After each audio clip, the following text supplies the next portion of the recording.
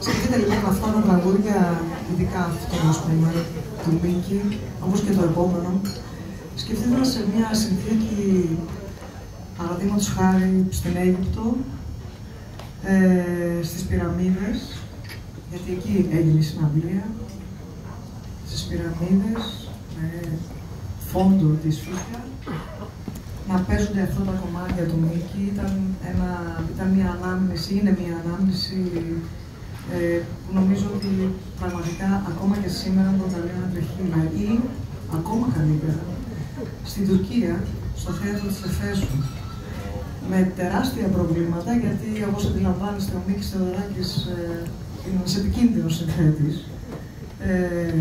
σε εισαγωγικά, όπου μετά από χιλιάδες προβλήματα που μας δημιούργησαν εκεί στο θέατρο της Εφέσου, καταφέραμε να παίξουμε το βράδυ, το θυμάστε? Παραλίγο να μην παίξουμε.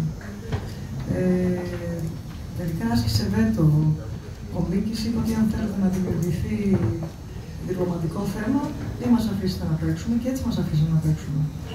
Φοβερές εμπειρίες, απίστευτες εμπειρίες με αυτήν την ορχήστρα, απίστευτες εμπειρίες με παιδιά, και πραγματικά όλα αυτά τα κουβαλάει κανείς μέσα του για πάντα.